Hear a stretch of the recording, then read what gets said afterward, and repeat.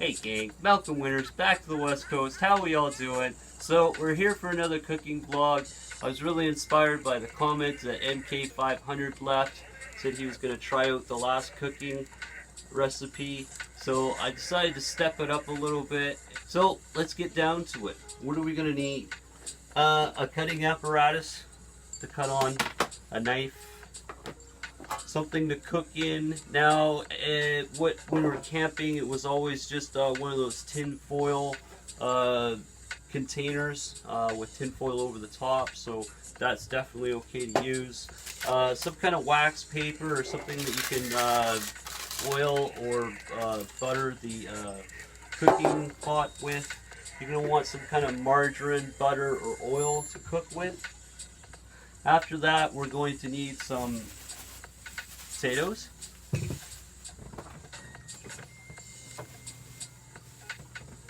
an onion, a carrot. I have a nice mixture of garlic, pepper, and salt, so it's all three mixed in there. Of course, I really like the dill, and definitely suggest, of course, lots of garlic. So, first thing we're going to be doing, I've already washed up, my hands are washed. We're going to start chopping all this up. Right, so as I said, we're going to start with the garlic.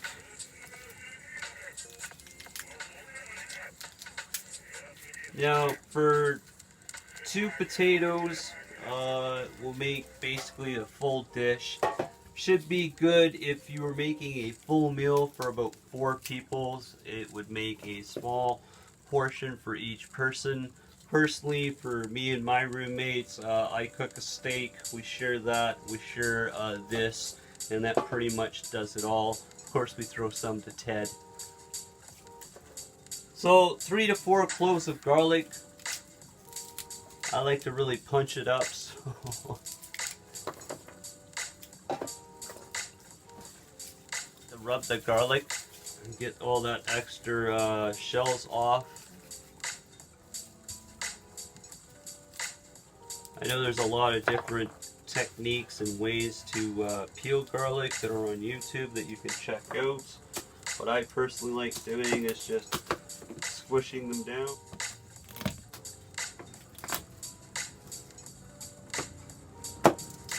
Cutting off the ends. And as you can see, the shells just basically peel right off. You can even pinch them on the end there and it just kind of comes off. Take that all and set it over in the pile of schmuck.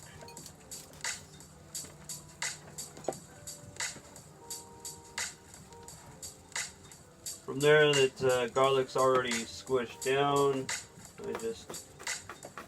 You want to make sure that your fingers are curved under so you don't end up cutting your fingernails. Not a proper way of cutting with a cutting knife.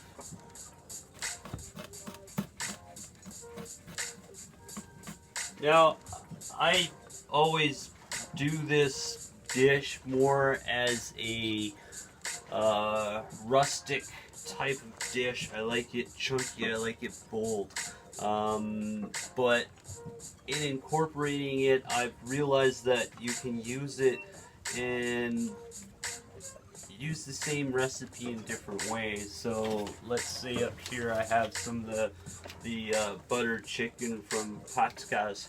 I can make an awesome Indian dish by mixing these vegetables a little bit smaller, which makes them mash a little bit better, and then throwing this and chicken in there, and it's a completely different dish. So that's something to think about in the future. If you really like the dish the way it is, you can grab something like that, throw it in there, and really step it up into something completely different. So the garlic I'm not actually going to chop into small pieces. I'm still gonna kind of have it all chunky.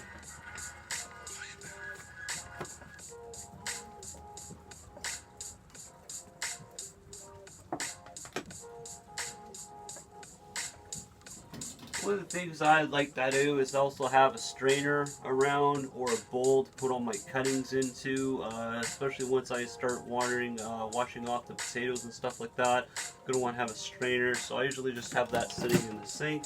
Of course, it's going to be nice to have some kind of bowl or plate to be able to have my fixings on. So of course, I'm just having a plate here. I'm going to throw all my garlic on there.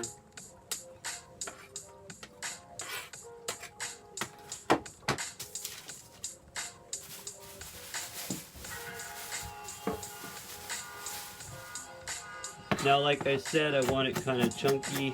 I want it not little tiny pieces. It's going to add to the texture of the dish.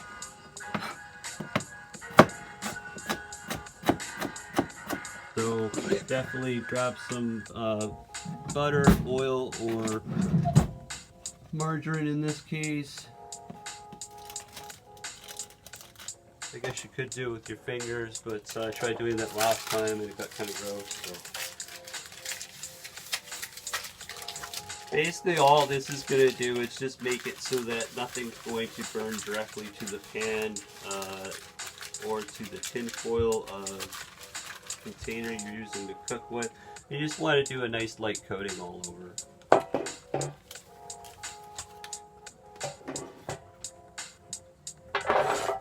Throw all those carrots in there. Gonna move on to the onion. Now with an onion like this, there's different ways to be cutting it. Cutting it this way so that I would get little squares out of it. Once again for the texture, and once again for the rustic looking type of dish that it is. I want those nice long pieces.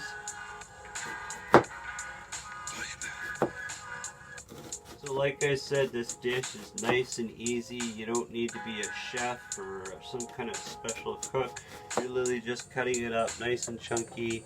You're going to break it up with your finger and throw it in there. Now the onions, the whole dish basically turns into a flavorful mix of everything that you're putting in there. So if you're not into onions and stuff like that, it's not that the onions, you taste them once the dish is done. It's more that they just add flavor to the whole dish itself.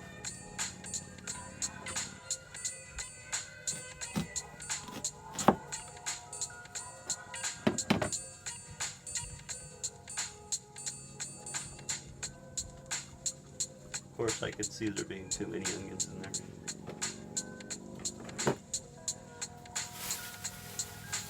Right, so we're going into the potatoes.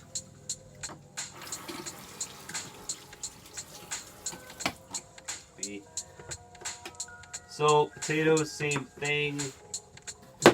Cutting off those two ends on both potatoes. Chopping those in half so that they're manageable. Makes it easier so we're not going to end up cutting ourselves. Now for a potato like this, to make it more manageable, you could definitely cut it in half and just deal with quarters. Once again, I said this is more of a texture, old school, rusty kind of dish, so I want to have those big chunkier pieces. Now I don't want to throw these directly into the dish like I said before. I want to throw these into the strainer in the sink. I want to give those a quick rinse off and get rid of some of that starch.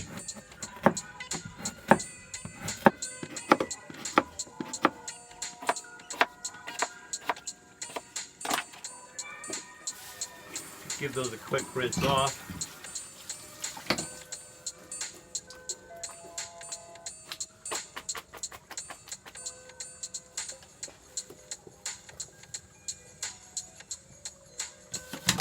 Now at this point, of course, I have carrots, onions, potatoes.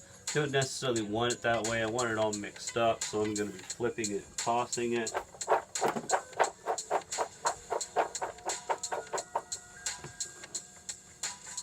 Of course, doing it that way, you can just basically flip it halfway upside down. It mixes everything up perfectly. Now we're going to be throwing in some of those spices that we were talking about. So we're going to grab those chunks of garlic and just throw those on top. Let them fall down in between the cracks nicely. We grab some of that dill.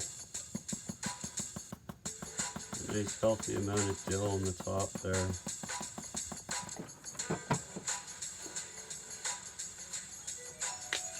Followed by the salt and garlic pepper.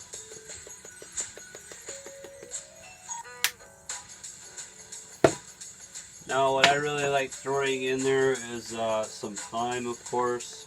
Brings out that camp flavor.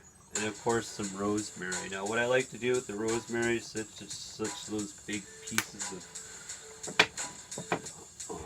what I think are pine needles. I like to just put them in the palm of my hand and use my thumb to crush them up. And of course I'm just going to sprinkle those on the top. Those all fall down between the cracks. Give it a good shake, get that stuff all mixed up in there. Now of course we're going to want to throw on some of the cooking oil, the butter, the margarine, and try and mix it in there as much as possible. And we're going to cover it with some tin. Now I've actually gone and cut up some margarine cut up because I knew it was going to end up like this. I didn't want to sit here and try and cut up margarine in front of the camera. So I have some pre-sliced margarines already cut up.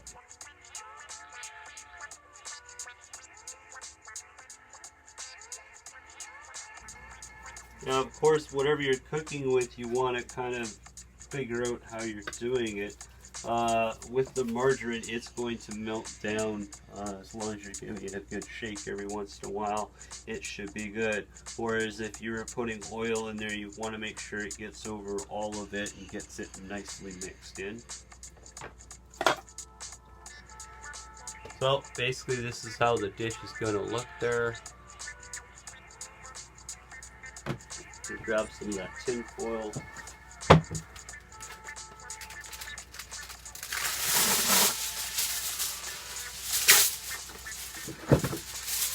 Throw that on top. Now, the best thing about this dish is that you can literally cook it anywhere. You could just throw this into a pot, put the lid on it, let it cook, give it a shake once in a while, make sure it's not burning the bottom of the pot, and just cook it like that. It's incredible.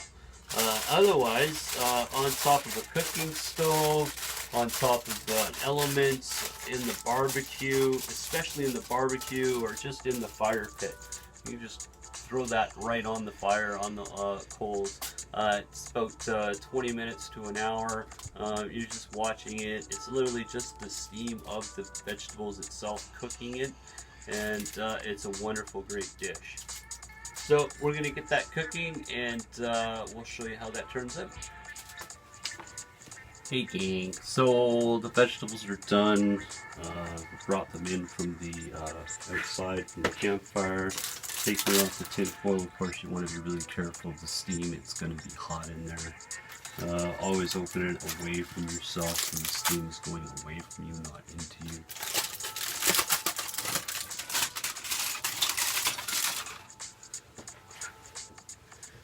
Should put in the steaks by now. Just turn the oven on. Gonna get those in a minute. So as you can see, actually probably even cooked those a little longer than what they could have been. They could be a little bit more consistent, but hey, they smell wonderful.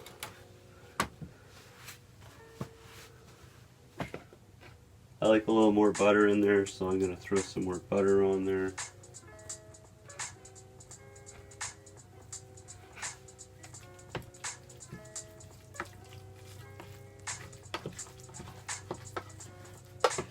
You end up getting it to about this consistency. This is more of the consistency of where I said it's nice to have the buttered chicken around. Throw that on top. Just makes a wonderful spicy dish. Of course, you know, it's just a little bit more like mashed potatoes than it is crispy vegetables. I'm going to throw in those steaks now.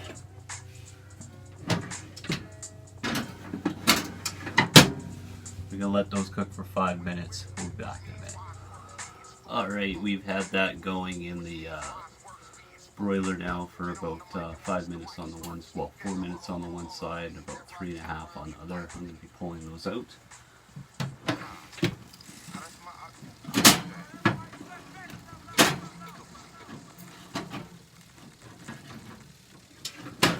Now, of course, those times are really going to depend on the thickness of the steak,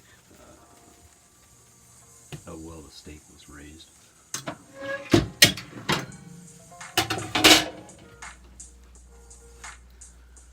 You always want to let a steak just sit and soak in its juices. If you go and you cut a steak open right away, what's going to happen is it's just going to end up letting all those juices out.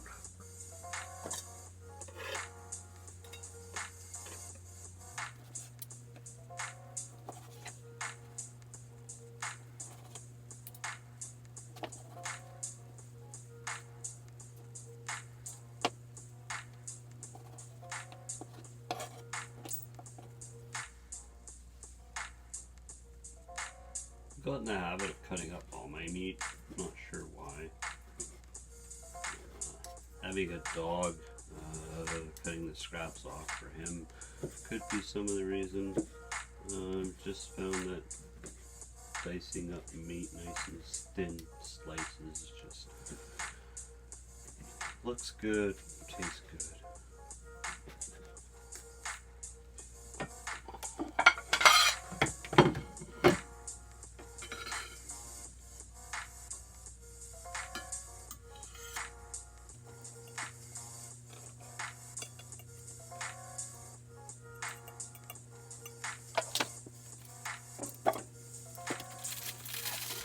So as you saw, I had the vegetables on top of the oven, keeping them nice and warm.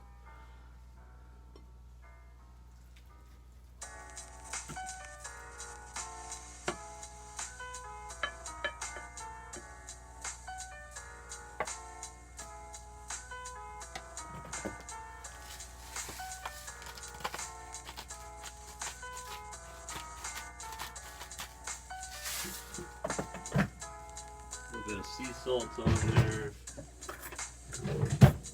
a fork, and it's ready for the room meat. Not too bad.